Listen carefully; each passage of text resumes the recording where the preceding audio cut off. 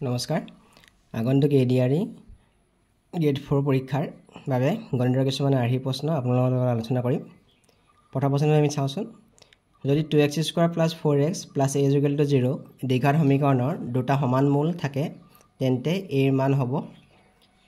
আৰু তেন্তে দ্বিঘাত সমীকৰণৰ আদৰ্শ ৰূপটো হৈছে ax² + bx + c = 0 আমি যদি 2x²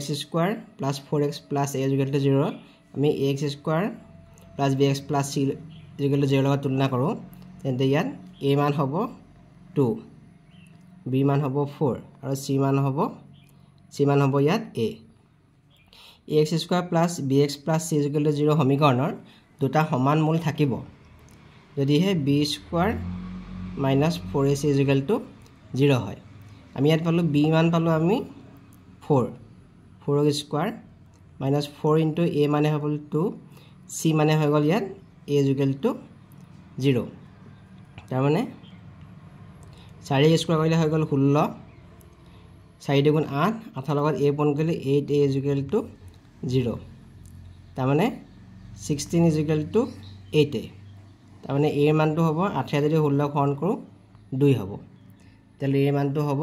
2 শুদ্ধ উত্তৰটো হ'ব অপচন C 2 নম্বৰ প্ৰশ্ন তলৰ কোনটো সমীকৰণৰ লেখ মূলবিন্দুৰ মাজেৰে যাব মূলবিন্দু মানে 0 0 বিন্দুৰ মাজেৰে যাব ইয়াৰ মূলবিন্দুৰ মাজেৰে যোৱা সমীকৰণৰ লেখৰ উদাহৰণ হ'ল y = mx বা y = kx এতিয়া আমি চাওঁ y = 4x এইটো সমীকৰণৰ লেখ এটো আৰ্হিত আছে y = mx বা y = kx আৰ্হিত আছে গতিকে c নম্বৰ সমীকৰণটো লেখ মূলবিন্দুৰ মাজেৰে যাব 3 নম্বৰ প্ৰশ্ন ইয়াৰ স্কয়াৰ ৰুট আছে ইয়াৰ মান কোনটো হ'ব দিছে আমি প্ৰথমতে এটো কৈ চাম 2 + √2 + 1/4 ইয়াত লসাগু হৈ যাব 4 হৈ যাব 2 লগত 4টো পূৰণ হ'ব 2 4 = 8 + 1 8 লগত 1 যোগ কৰিলে 9 হ'ব তলত থাকিলে হৰ 4 9 মানে হ'ব 3 ৰ বৰ্গ 4 মানে হ'ব 2 বৰ্গ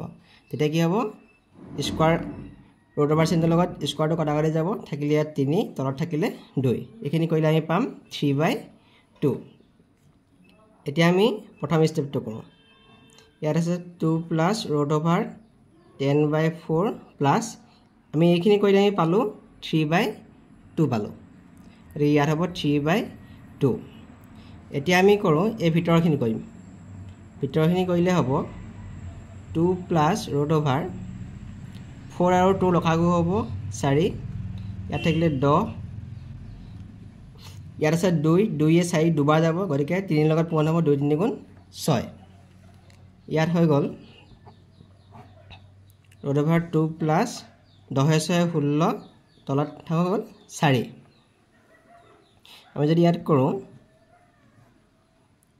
√2 √16 মানে হ'ব 4 স্কয়াৰ আৰু 2 4 মানে হ'ব 2 স্কয়াৰ এটা কৰিলে হ'ব √2 প্লাস 4 স্কয়াৰ আমি যদি স্কয়াৰটো কটাকটি কৰোঁ ওপৰত থাকিলে 4 তলত থাকিলে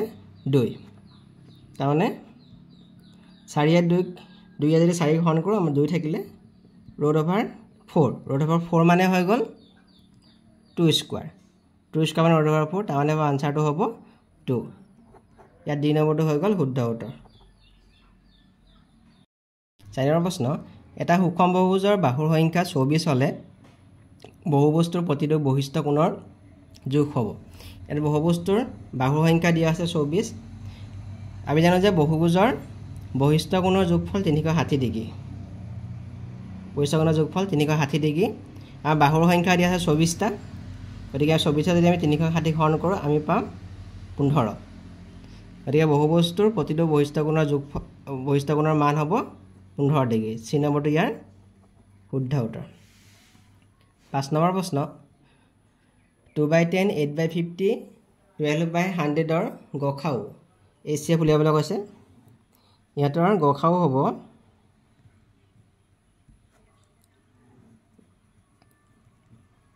লববোৰৰ গসাউ লববৰ গখাও আৰু হৰৰ লখাগু গোটেইকেইটা ভগ্নাংশৰ হৰকেইটাৰ আমি ইয়াত লব আছে 2 8 আৰু 12 গতিকে গখা উলিয়াব লাগিব আমি 2 8 আৰু 12 গখা উলিয়াব লাগিব আৰু লখাগু উলিয়াব লাগিব আমি 10 50 আৰু 100 10 50 আৰু 100 আমি লখাগু উলিয়াব লাগিব এতিয়া আমি চাওঁ 2 8 আৰু 12 2 8 আৰু 12 ইয়াৰ সাধাৰণ পৰা অকল 2 হে আছে 2 গুণ 2 2 4 গুণ 8 2 4 গুণ 12 গতিকে ইয়াৰ গখাও হ'ব 2 8 আৰু 12 গখাও হ'ব গখাও হৈ গ'ল 2 গতিকে গখাওটো আমি পাতিব পাৰোঁ 2 আকৌ 10 50 আৰু 100 10 50 আৰু 100 যদি কৰোঁ আমি 2 কৰিলে 2 5 গুণ 10 2 25 50 2 50 100 আকৌ যদি 5 কৰোঁ 5 গুণ 5 5 5 25 5 10 50 আকৌ কৰিলে 5 কৰিলে 5 গুণ 5 5 2 গুণ 10 2 কৰিলে 1 1 1 তাৰমানে 2 পূৰণ 5 পূৰণ 5 পূৰণ 2 তাৰমানে হৈ গ'ল 25 তাৰমানে হৈ গ'ল 100 ইয়াৰ লখাগু হৈ যাব 100 আমি লখাগু পালোঁ 100 এতিয়া এটা গখাগুটো আমি সাধাৰণতে পালোঁ 2/100 আমি যদি বি নম্বৰটো চাওঁ ইয়াত লিখা আছে আমাক 10/500 10 মানে হ'ব 2 পূৰণ 5 আকৌ 100 পূৰণ 5 5 5 কাটি দিলে 2/100 তাৰমানে 2/100 মানে হ'ব 10/500 গতিকে বি নম্বৰটো হ'ব ইয়াৰ ৰাইট আনসাৰ যদি x = √7 - √5 প্লাছ বাই √7 + √5 আৰু y = 6 + √35 হয় তেন্তে x² - y² মান হ'ব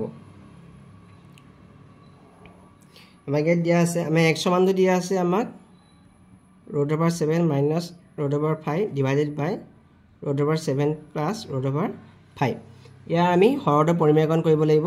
পৰিমেয়কৰণ কৰিলে ইয়াৰ লগত আমি ইয়াৰ সংযুগ্ম ৰাখিটো আমি পূৰণ কৰি ল'ম √7 - √5 হ'ব এটা প্লাছ আছে গতিকে মাইনাছ পাতি লৈছোঁ √7 - √5 এতিয়া এইটো a + b আৰু a - b সূত্ৰত বহিলে a + b a - b ইয়াৰ মানটো হ'ব a² - b² তাৰমানে এইটো বৰ্গ কৰিলে হ'ব √7 হোল স্কোৱাৰ - √5 হোল স্কোৱাৰ আৰু এইটো হ'ব এইটো a - b হোল স্কোৱাৰ সূত্ৰত বহিলে a - b হোল স্কোৱাৰ সূত্ৰটো হ'ল a² - 2ab + b² আমি যদি এইখিনি কৰোঁ √7 স্কোৱাৰ কৰিলে 7 থাকিব আৰু √5 স্কোৱাৰ কৰিলে 5 থাকিব এইটো যদি কৰোঁ আমি √7 হোল স্কোৱাৰ - 2 * ab √7 √5 + b² তলত থাকিলে 2 এইটো √7 হোল স্কোৱাৰ কৰিলে 7 হ'ব -2 7 আৰু √7 √5 কৰিলে হ'ব √35 প্লাছ √5 হোল স্কোৱাৰ কৰিলে 5 হ'ব তাৰমানে হৈ গ'ল 5 7 12 -2 √35 ইয়াত 2টো আছে আমি যদি 2টো কমন লওঁ ইয়াত 2 যদি কমন লওঁ আমি 2 2 4 গুণ 12 √35 তলত থাকিব 2 2টো কাটি দিলে হ'ব 6 - √35 তাৰমানে x মানটো পালোঁ আমি 6 - 35 আকৌ আমাক y মানটো দিয়া আছে y মানটো দিয়া আছে 6 + 35 তাৰমানে আমি ইয়াত পালোঁ x মানটো পালোঁ 6 - √35 আৰু y মানটো পালোঁ y মান দিয়া আছে 6 + √35 এতিয়া আমাক হৈছে x² - y² x² - y² তাৰমানে হ'ব 6 - √35 whole square -6 + √35 whole square a² - b² a² - b² কৰিলে a + b * a - b হয় a square minus b square মানে হল a plus b into a minus b তাৰ মানে হ'ব 6 minus root over 35 plus 6 plus root over 35 এটো a plus b আকৌ 6 minus root over 35 এটা minus টো হ'ব minus হলে এটা 6 টো minus আহিব minus root over 35 এতিয়া হ'ব আমাৰ root over 35 root over কটা দি গল 6 6 থাকিলে কিমান হৈ গল 12 আৰু ইয়াত থাকিলে ইয়াত 6 6 কটা গলি যাব minus 2 root over 35 হ'ব আৰু এটো কইলে হ'ব minus 24 root over 35 হ'ব গতিকে আনসাৰটো শুদ্ধ আনসাৰটো হ'ব অপচন ডি 7 নম্বৰ প্ৰশ্ন 100 ৰ 0.01% প্লাস 10 ৰ 0.01% 1 ৰ 0.1% ৰ মান হ'ব এমাক কৈছে 100 ৰ 100 ৰ ঠাইত আমি পাতিম পূৰণচিন 0.1% মানে 0.1 divided by 100 plus 10 ৰ 0.1% 0.1% মানে হ'ব 0.01 divided by 100 তাৰপিছত আকৌ কৈছে 1 ৰ 0.1% 0.1 মানে হ'ব 0.1 by 0.1% মানে হ'ব 0.1 by 100 এতিয়া 100 কাটাকাটি কৰিলে থাকিলে 0.01 প্লাস 10 যদি 1 কৰো আমাৰ 10 বা যাব 0.01 divided by 10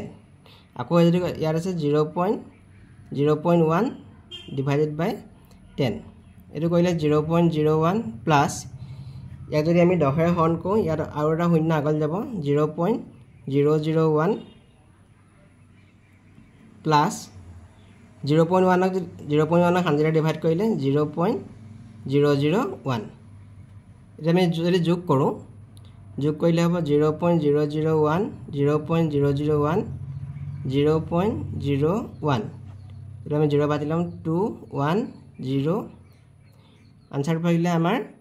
0.012 গতিকে এই নম্বৰটো ইয়াৰ শুদ্ধ উত্তৰ হ'ব 8 নম্বৰ প্ৰশ্ন 0.64 ক ভগ্নাংশত প্ৰকাশ কৰিলে হ'ব এ চাৰিওফালে আঠ আছে এটো হল পূৰ্ণগুণী সংখ্যা ইয়াৰ মানটো হ'ব 0.64 তাৰ মানে চাৰিটো এটা ৰিপিট সংখ্যা পুনৰাবৃত্ত হোৱা সংখ্যা ইয়াৰ মানটো হ'ব 0.64444 চাৰিটো ৰিপিট হোৱা সংখ্যা মানে দশমিক সংখ্যা এতিয়া আমি ধৰি লম x = আমি ধৰি লম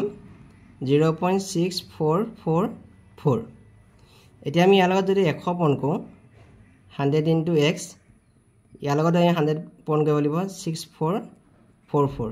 তাৰ মানে 100x এটো পূৰণ কৰিলে হ'ব 100 লগত যদি এইখিনি পূৰণ কৰো আমি পাম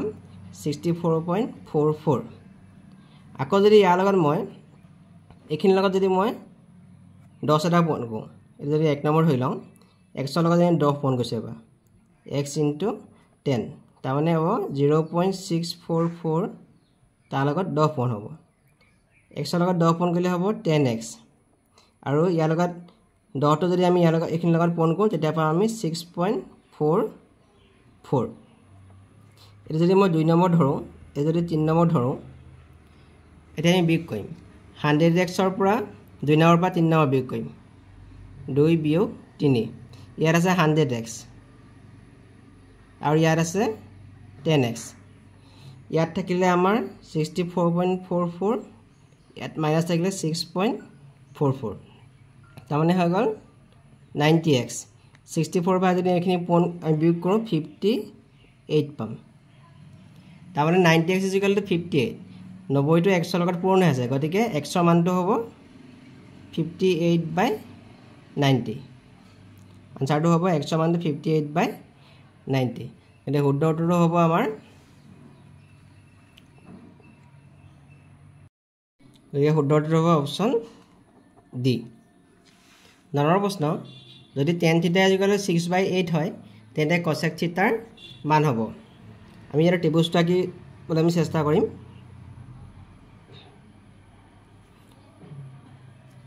যদি tan θ আমি যদি এটো θ ধৰো tan θ আমি জানো যে tan θ = p/b সমকোণী ত্ৰিভুজৰ এডাল পাৰপেণ্ডিকুলাৰ হ'ব এটো বেস হ'ব এডাল বেস আৰু যদি 90 ডিগ্ৰী হয় তেতিয়া হাইপোটেনিউজ হ'ব এডাল কৰ্ণ আমাক দিয়া আছে tan θ = 6/8 তাৰ মানে পাৰপেণ্ডিকুলাৰ = 6 হ'ব আৰু বেসটো হ'ব 8 হ'ব যদি 6 আৰু 8 ইয়াৰ হয় পাৰপেণ্ডিকুলাৰ আৰু বেস হয় তেন্তে কৰ্ণৰ মান হ'ব 10 কাৰণ কেলে 6 স্কয়াৰ প্লাস 8 স্কয়াৰ = 36 plus 64 = 100 100 মানে হল 10 স্কয়াৰ আমাৰ পাইথাগোৰাছৰ সূত্ৰ মতে হ'ব কৰ্ণ স্কয়াৰ সমান ভূমি স্কয়াৰ যোগ লম্ব স্কয়াৰ তাৰ মানে হাইপোটেনিউজৰ মান হ'ব 10 তেতিয়া হলে আমাক কৈছে cosec θ =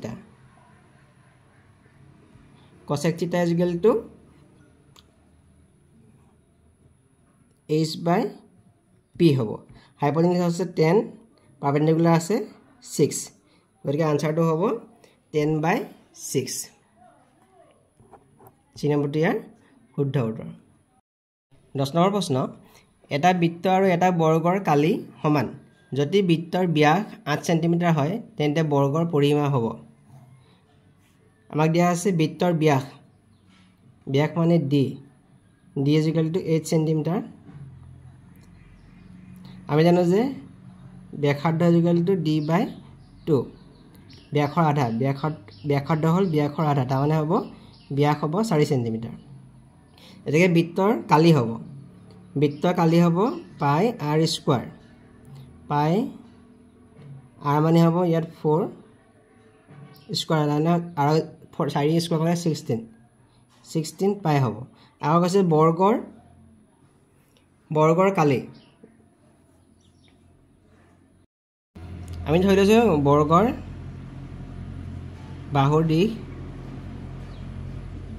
বাহুৰ দিশটো আমি যদি a সেন্টিমিটাৰ বুলি ধৰো তেনে বৰ্গটো কালি হ'ব a স্কয়াৰ আমাক কৈছে বৃত্তৰ কালি আৰু বৰ্গৰ কালি সমান বৃত্তৰ আমি বৰ্গৰ কালিটো পালো a স্কয়াৰ আৰু বৃত্তৰ কালিটো পালো আমি 16 পাই তাৰ মানে বাহুৰ মান হ'ব √/, ইয়াত বাহুৰ মান হ'ব যদি ইয়াত স্কয়াৰ আছে ইয়াত √/, চিন যাব 16 পাই তাৰ মানে 16 মানে হ'ব 4 স্কয়াৰ ইনটু পাই ইয়াৰ মানটো হ'ব 4 √/, ইয়াৰ বাহু এটা বাহুৰ মান পালো আমি 4 √/, বৰ্গৰ এটা বাহুৰ মান পালো আমি 4 √/, এতিয়া হৈছে বৰ্গৰ পৰিসীমা মানে হ'ব 4 পূৰণ এটা বাহুৰ দিশ মানে ইয়াত বাহুৰ মানটো আমি a আছিলে আৰু a মানটো পালো আমি 4 √/, এমান হ'ব 4 4 গুণ হ'ব 16 16 √/, হ'ব বৰ্গটোৰ পৰিসীমা হ'ব 16 √/, গতিকে c নম্বৰটো ইয়াৰ শুদ্ধ উত্তৰ হ'ব এটো পাৰমুটেশনৰ অংক ক্ৰম বিন্যাসৰ যদি আমাক এনেকৈ দিয়া থাকে 7 যদি এটো চিন দিয়া থাকে তেতিয়াহলে ইয়াৰ মানটো হ'ব 7 পূৰণ 6 পূৰণ 5 পূৰণ 4 পূৰণ 3 পূৰণ 2 পূৰণ 1 একলৈকে ইয়াৰ সংখ্যাকেইটাৰ পূৰণফল হ'ব যদি আমাক এটো 4 এনেকৈ দিয়া থাকে এটো 4 পূৰণ 3 পূৰণ 2 পূৰণ 1 আমাক ইয়াত ডিভাইড কৈছে 7 4 এটো কৰিলে হ'ব আমাৰ 7 6 5 4 3 2 1 আৰু এটো কৰিলে হ'ব 4 3 2 1 আমি 4 4 কাটি দিলো 3 3 কাটি দিলো 2 কাটি দিলো 1 কাটি দিলো থাকিলে আমাৰ 7 * 6 * 5 তাৰ মানে হ'ব 7 * 30 কৰিলে হ'ব 210 ইয়াৰ আনসাৰটো হ'ব 210 ডি নম্বৰটো ইয়াৰ শুদ্ধ উত্তৰ 12 নম্বৰ প্ৰশ্ন কৈছে 2 5 10 17 26 37 50 64 এই সাজনটোত কোনটো সংখ্যা অমিল হৈছে প্ৰথমটো সংখ্যা আছিল 2 লগত 3 যোগ হৈ পিছৰ সংখ্যাটো হৈছে 5 5 লগত 5 যোগ হৈ হৈছে 10 10 লগত 7 যোগ হৈ হৈছে 17 তেনেকৈ 3 5 7 এনেকৈ গৈ আছে 7 পিছত 9 হ'ব 17 লগত 9 যোগ হৈ হৈছে 26 এতিয়া 26 লগত 11 যোগ হৈ হৈছে 37 হৈছে 11 লৈকে হ'ল তাৰ পিছত 37 লগত 13 যোগ হ'ব 13 যোগ হৈ হৈছে 50 হৈছে আকৌ 50 লগত 13 পিছত 15 যোগ হ'ব 15 যোগ হৈ হ'ব লাগে 65 হ'ব লাগে 65 হ'ব লাগে কিন্তু আছে আমাৰ ইয়াৰ 64 গতিকে এটো আমাৰ ভুল তলৰ কোনটো সংখ্যা অমিল বুলি কৈছে গতিকে আনসাৰটো হ'ব ডি টো হ'ব আমাৰ অমিল 13 প্ৰশ্ন 3 to the power bracket x minus y is equal to 27 আৰু 3 to the power x plus y is equal to 243 হয় তেন্তে x সমান কিমান হ'ব দিছে আমি জানো যে 27 মানে হ'ল 3 into 3 into 3 তাৰ মানে হ'ব 3 to the power 3 মানে 27 আকৌ যদি চাও আমি 243 3 into 3 into 3 into 3 3 to the power 5 3 ইয়ান 5টা বোনাস 3 to the power 5 মানে হ'ব 243 এতিয়া আমি পাতো 3 to the power x minus y আমাৰ ইয়াত দিঘা 27 আমি পাতি দিম 3 to the power x minus y is equal to 3 to the power 3 পাতি দিম এতিয়া 3 আমি ক্যান্সেল কৰি দিম ওপৰত থাকিলে পাৱাৰ কেটা x minus y is equal to 3 আমি x minus y is equal to 3 পালো আকৌ ইয়াত দিয়া আছে 3 to the power x plus y is equal to 243 আমি পাতিম 3 to the power x plus y 243 মানে হল 3 to the power 5 তাৰ মানে x plus y আমি 3 to 3 ক্যান্সেল কৰি দিলো x plus y is equal to 5 আমাক দিছে x সমান আমি যদি যোগ কৰি দিও এখানে যোগ কৰি দিও x minus y plus x plus y is equal to 3 plus 5 y কাটাতে যাব থাকিলে 2x is equal to 8 তাৰ মানে x দুইটোৱে 8 ঘন হ'ব দুইটোৱে 8 ঘন কৰিলে হ'ব 4 গতিকে x সমানটো হ'ব 4 সি নম্বৰটো ইয়াৰ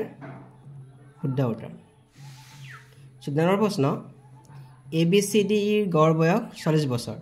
a আৰু b ৰ গড় বয়স 35 বছৰ c আৰু d ৰ গড় বয়স 42 বছৰ তেন্তে e ৰ বয়স হ'ব আমাক লিখা আছে a b c d ৰ গড় বয়স তাৰ মানে a plus b plus c plus d plus a আটাইকেইটা বয়সৰ ইয়াত 5টা আছে 1 2 3 4 5 5 এৰ খন কৰিলে আমি গড় বয়স পাম 40 বছৰ আমাক দিয়া আছে তাৰ মানে হ'ব a plus b plus c plus d plus e আটাইকেইটা বয়সৰ সমষ্টি হ'ব 5 into 40 তাৰ মানে হ'ব 200 এটাৰ বয়সৰ সমষ্টি হ'ব 200